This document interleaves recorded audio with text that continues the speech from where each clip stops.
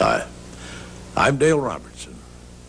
As an Oklahoman, I'm particularly pleased to introduce the first episode in the 5-part series celebrating our past, Oklahoma Passage.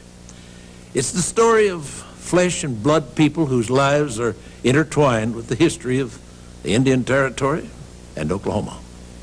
The 6 generations depicted in the series are fictional, but most of the other characters, the events, and places, they're real. Oklahoma Passage is the saga of our state. We share a unique and a turbulent past. The sanctuary for exiled Indians, the last frontier, is an epic of American expansion. The land made its mark on those bold enough to come and determined enough to stay. To the present day, the legacy of the Indians and the pioneers persist, a force shaping the present and the future. The land yielded reluctantly to man. And when Thomas Jefferson purchased this region in 1803, it was known only to the Indians and a few frontiersmen. Early military explorers pronounced much of the country unsuitable for settlement and labeled it the Great American Desert. Before he left office, however, President Jefferson had already begun encouraging Eastern Indians to move beyond the Mississippi. Removal was voluntary until Andrew Jackson became president. The president considered relocation to the Indians to be the best interest of both white and red men. And in 1830, he made removal the country's official policy. An Indian territory from the western boundary of Arkansas to the Mexican border was reserved for the 5 civilized tribes: the Cherokees, the Choctaws, Chickasaws, Creeks, and the Seminoles.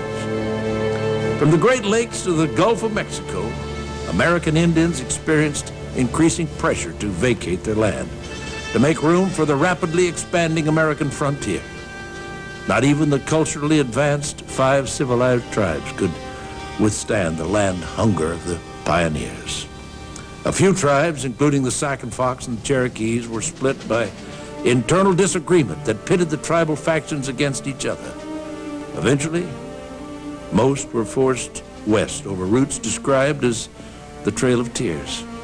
Reestablishing their society in the wilderness was complicated by the opposition of the tribes which already occupied the Indian Territory. The Osages of the Ozarks and the tribes of the plains, including the Comanches and the Kiowas. They resented the encroachment of the Eastern Indians, but somehow the new arrivals overcame the obstacles. They cleared the land, they built new homes, erected new schools for their children, and reestablished tribal society. Their success is a major chapter in the history of our state and provides the theme for the first episode of Oklahoma Passage. Our story opens in Oklahoma, but it really begins in Georgia, where the Cherokees had established their own republic and had even adopted a written constitution. In this first episode of Oklahoma Passage, we'll meet Ms. Hannah, the Grand Lady of the Benton clan. Born in 1907, the year Oklahoma became a state, Ms. Hannah is a living link connecting her family and our state with their past and future.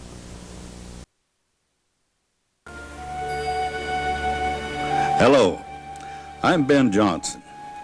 Land was the magnet that drew American pioneers west. For almost 3 centuries, the supply of land seemed endless.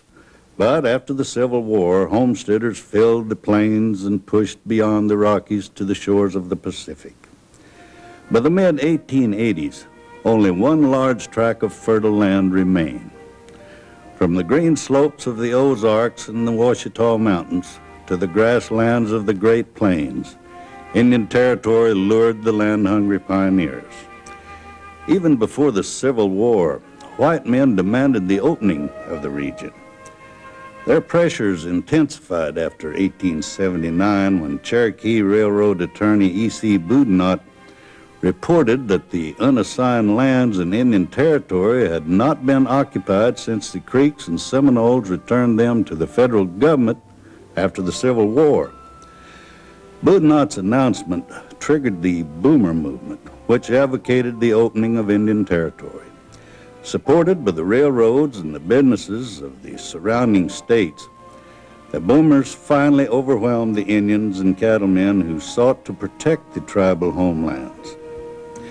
In 1889, Congress passed the Springer Amendment to the Indian Appropriation Act.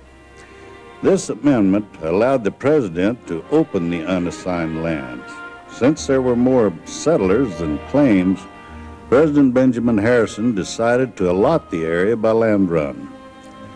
At high noon, April the 22nd, 1889, the sound of bugles, gunfire, and the roar of cannon started the largest race Americans had ever seen. The stakes were high, 160 acres of the best available land in the country. The terms were all or nothing. Winners got the grand prize and losers went home empty-handed. Emotions ran high. Violence was a distinct possibility. Surprisingly, however, the run of 1889 was remarkably peaceful. 50,000 people swept into the unassigned lands, establishing half a dozen towns, including Guthrie and Oklahoma City. The 89ers were determined and industrious, a people who would live up to the motto of their future state: labor conquers all. Their tents and sod houses gave way to modest frame structures. Schools were established, banks were incorporated, and hospitals were opened. The foundation for a new state had been laid.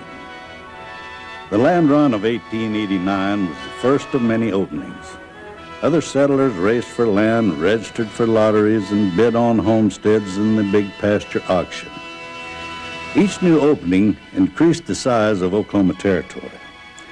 The once proud tribes who had ruled the plains for centuries watched with resignation as the white man occupied their land. The clash of interest between the land-seeking pioneers and the first Americans creates an emotional dilemma for John Benton in this third episode of Oklahoma Passage.